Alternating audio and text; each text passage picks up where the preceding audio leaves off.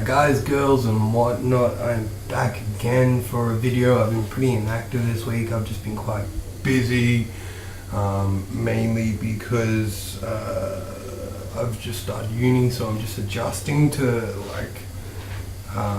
times and stuff. So it's been quite hard to do a video, so I'm going to do one now.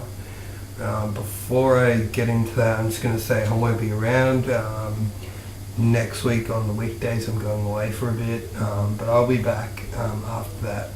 But yeah, okay, let's get back to today's video, and that's to do with Grand Theft Auto 5 actually. And it was just an idea that came to me a while back, and I was planning on doing a video for it, and that's basically to do with GTA Online, to be specific. And you see these updates and they're great. A lot of them are to do with festive kind of days. So we have the Valentine's Day special DLC, the Christmas special DLC, the Independence Day DLC, and these are all great. Halloween as well, and yeah, the list goes on. But one thing that I realized when looking at these is that these all apply to America, really. I mean, none of these festive DLCs are even remotely other countries' public holidays or festivals. And the truth is, a lot of these countries have their own huge festivals as well. So for example, Australia has Australia Day, and so what I'm going to do in this video is give a rough list of a couple of them and possible DLC items that come with it. So we'll start off with my country, Australia.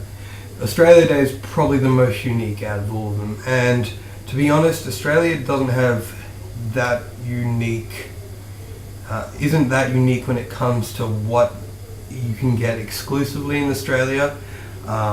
What really comes to my head is just an Australian ute, because they're quite different to the American ones, if I'm correct. So on Australia Day, possible Australian ute or utility vehicle, I'm not sure what they call it in America. And the other thing is an Anzac hat. World War II Anzac hat, which was kind of like a full brim hat, but it had either on the right or left side, it facing upwards. So that would be Australia Day. The one that I really think would be cool is to do with Chinese New Year. And what came to my head when thinking of that was actually a vehicle from GTA Chinatown Wars. This probably would be the first vehicle from GTA Chinatown Wars to actually come into the HD universe, and that would be the Dragon Wagon, which was this kind of van with a dragon on top. Next we have Diwali. I've got it completely wrong. I'm sorry. I never knew how to pronounce it, but what comes to mind, that's basically a Hindu festival, like the main one pretty much. And what came to my head was those little taxi type of things called tuk-tuks. They'd just be kind of cool and just kind of a bit out there. Following that we have St. Patrick's Day, an island one that actually a lot of people celebrate around the world. Funnily enough, I think horses as a vehicle would be kind of cool, but it would be a big thing to add. I'd feel like it would have to be quite a significant update. So I think just simply because it's a completely new way of getting from one place to another. And that's only because in a lot of the areas in Ireland they still use horses and carriages as well. As for a weapon, I know a lot of Irish are going to hate hearing this, but possibly a kind of broken bottle, or even cooler, you have a beer bottle and when you hit it the first time it shatters and then you can keep using it. But that is kind of playing on a stereotype, which I don't think is necessarily true. Then we have Oktoberfest, Germany one. I'm just thinking of the typical Clothing wise, the typical old school Oktoberfest gear that a lot of the girls wear. It's quite distinct.